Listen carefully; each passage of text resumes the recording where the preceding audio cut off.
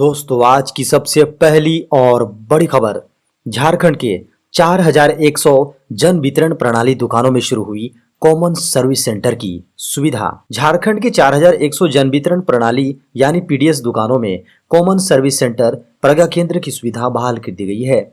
यहां पर voter card, pan card, जन्म व मृत्यु प्रमाण पत्र समेत अन्य सुविधाओं के लिए आम लोग आवेदन कर सकते हैं। बता दें कि विभाग की ओर से प्रथम चरण में झारखंड के 10,000 पीडीएस दुकानों में यह सुविधा बहाल करने की कवायद चल रही है। बड़ी खबर है, रद्द हो सकती है जेपीएससी की यह एग्जाम। 3 जुलाई को हुई थी परीक्षा। झारखंड कर्मचारी चयन आयोग यानी जेएसएससी के द्वारा कनीय अभियंता जेई की नियुक्ति को लेकर 3 जुलाई 2022 को 10 बजे सुबह से लिखित परीक्षा ली गई थी, लेकिन परीक्षा से 2 घंटे पहले ही प्रश्न पत्र लीक होकर वायरल होने लगा था। मामले को लेकर कई दिनों से जांच जारी है। इसी बीच पुलिस ने आरोपी रंजीत मंडल को ओडिशा से गिरफ्तार कर लिया है। सीएम हेमंत सोरेन ने लॉन्च की टूरिज्म की नई पॉलिसी।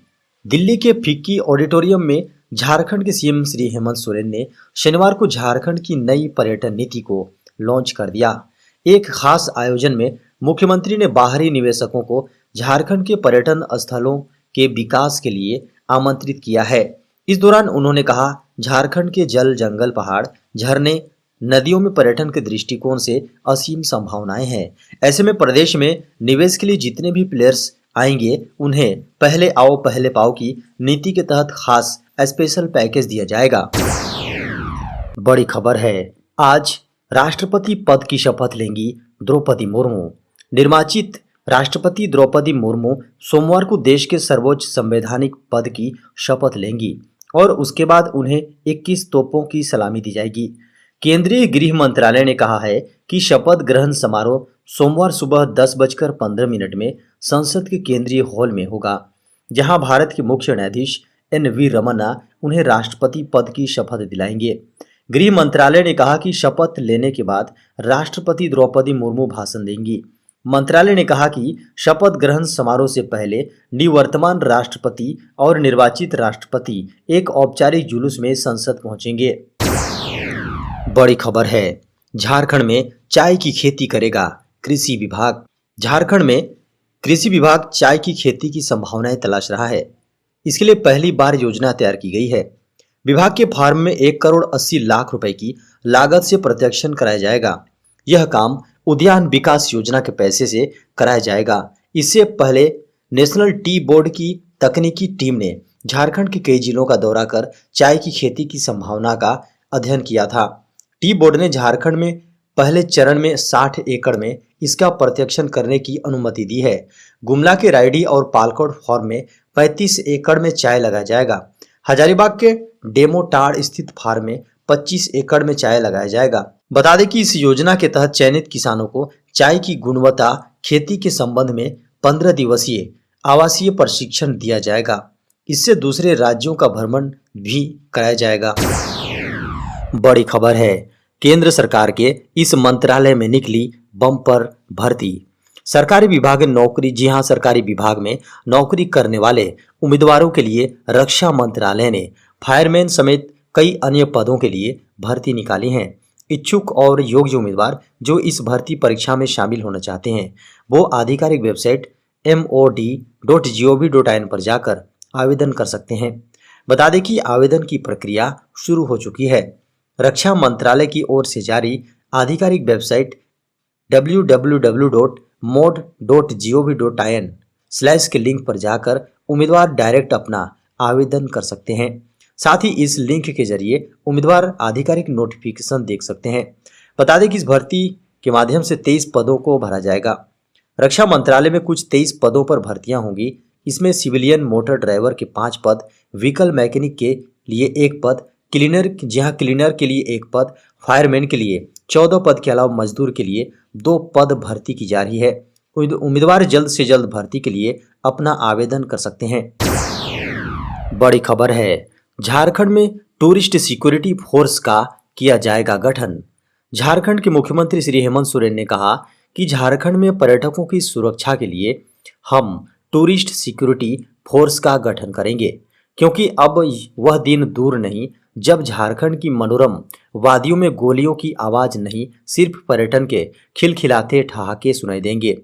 उन्होंने कहा कि हमारा राज्य को आमतौर पर खनिज प्रदेश कहा जाता है, लेकिन नई टूरिज्म पॉलिसी लागू होने के बाद राज्य को एक नई दृष्टि मिलेगी। दोस्तों, खबर मौसम की। झारखंड में अगले 5 दिनों तक होगी बारिश। झारखंड में अगले 5 दिनों तक झारखंड के अलग अलग इलाकों में हल्के से मध्यम दर्जे की बारिश की संभावना है। इस दौरान कहीं कहीं मेघ गर्जन के साथ वज्रपात की भी संभावना जताई गई है। मौसम केंद्र के अनुसार अभी भी झारखंड में सामान्य से 50% बारिश हुई है। जी हां, कम बारिश हुई है। 23 जुलाई तक झारखंड में सामान्य औसत बारिश 434.7 मिलीमीटर की जगह 215.9 मिलीमीटर बारिश ही अब तक हुई है। झारखंड के 24 में से 2 जिले पूर्वी और पश्चिमी सिंहभूम को छोड़ दें तो बाकी 22 जिलों में कम बारिश से स्थिति बेहद खराब है। उसमें से भी 16 जिले ऐसे हैं जहां सामान्य से 50% या उससे अधिक, जी हां, अधिक कम बारिश हुई है। बड़ी खबर है। पीएम मोदी की जनता से अपील, 13 अगस्त से 15 अगस्त तक अपने घरों पर जरूर फहराएं तिरंगा। हर घर तिरंगा अभियान को और मजबूत करने के मकसद से प्रधानमंत्री नरेंद्र मोदी ने देशवासियों से 13 से 15 अगस्त के बीच तिरंगा फहराने की अपील की है।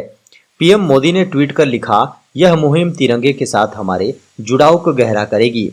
वहीं पीएम मोदी ने इस बात का जिक्र किया है कि 22 जुलाई को हमारे लिए कितना महत्व है। 1947 को इसी दिन तिरंगे को राष्ट्रध्वज के रूप में अपनाया गया था। प्रधानमंत्री ने कहा कि इस साल हम आजादी का अमृत महोत्सव मना रहे हैं। इस मौके पर हम हर घर तिरंगा अभियान को और अधिक मजबूत करते हैं। वहीं उन्होंने तिरंगे को लेकर इतिहास से कुछ महत्वपूर्ण जानकारी भी साझा की है। उन्होंने भारत के पहले प्रधानमंत्री जवाहरलाल नेहरू द्वारा फहराए गए पहले तिरंगे की तस्वीर भी ट्वीट की। पीएम ने भारत की स्वतंत्रता के लिए लड़ने वालों को याद करते हुए कहा, हम आज उन सभी लोगों के साहस और प्रयासों को याद करते हैं जिन्होंने उस समय स्वतंत्र भारत के लिए एक ध्वज का सपना देखा था। बड़ी खबर है। देश में लगातार चौथे दिन मिले कोरोना के 20,000 से अधिक मामले। दुनिया भर में कोरोना के बढ़ते मामलों के बीच भारत में भी कोरोना के मामले बढ़े हैं। हालांकि देश में बीते 24 घंटे में कोरोना मामलों में कमी आई है। भारत में पिछले 24 घंटों में कोरोना वायरस के 20,279 नए मामले सामने आए हैं, जबकि 18,143 लोग डिस्चार्ज हुए और कोरोना वायरस से 36 लोगों की मौत हुई है। एक दिन पहले भारत में कोरोना के 21,411 नए मामले सामने आए थे, जो आज के मुकाबले अधिक थे। भारत में पिछले 24 घंटे में कोविड-19 के 20,279 नए मामले सामने आए हैं। 18,143 लोग डिस्चार्ज हुए और कोरोना से 36 लोगों की मौत हुई है। स्वास्थ्य मंत्रालय के अनुसार देश में सक्रिय मामलों की संख्या में भी इजाफा हुआ है। सक्रिय मामले 1.5 लाख के आंकड़े को पार कर गए हैं।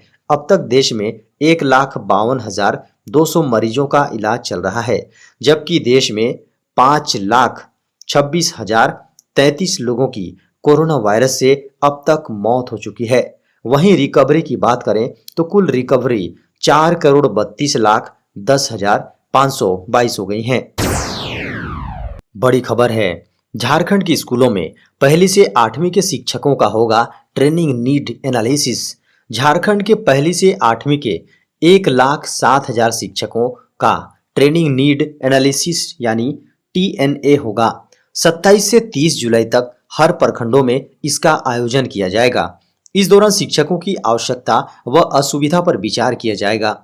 प्रखंडों में हर दिन 100 शिक्षकों को TNA स्थल पर प्रतिनियोजित किया जाएगा। यदि प्रखंड में 400 से अधिक शिक्षक हैं तो प्रखंड स्तर पर निर्धारित 100 से अधिक संख्या बढ़ाई जा सकेगी। इसके लिए हर प्रखंड में एक ऐसे स्कूल का चयन किया जाएगा जहां इंटरनेट का कवरेज सही हो। इसमें केवल प्रारंभिक विद्यालय के शिक्षक ही शामिल होंगे। शिक्षक अनिवार्य रूप से स्मार्ट फोन लेकर आएंगे। इसके लिए झारखंड शिक्षा परियोजना परिषद की झारखंड परियोजना निदेशक किरण कुमार पासी ने सभी जिलों को निर्देश दे दिया है। बड़ी खबर है। अब 4 साल का होगा ग्रेजुएशन कोर्स। नई शिक्षा नीति पर रिसर्च वर्क पर होगा फोकस। राज्य के विश्वविद्यालयों में नई शिक्षा नीति 2020 के अनुसार पढ़ाई होगी।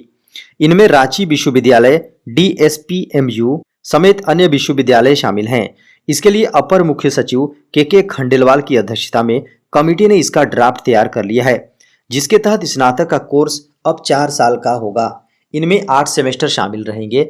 इसके पूर्व स्नातक की पढ़ाई 3 साल की ही होती थी। नई शिक्षा नीति पर रिसर्च और स्किल पर सबसे अधिक फोकस किया गया है। कमेटी का कहना है कि कोर्स का सिलेबस डिजाइन किया गया है। इसका उद्देश्य विद्यार्थियों को स्वावलंबी बनाना है, ताकि विद्यार्थी पढ़ाई पूरी करने के बाद भी बेरोजगार ना रहे। कहा गया है कि नई शिक्षा नीति के तहत किसी कारणवश विद्यार्थी बीच सेशन में पढ़ाई छोड़ते हैं तो उन्हें भी प्रमाण पत्र दिया जाएगा।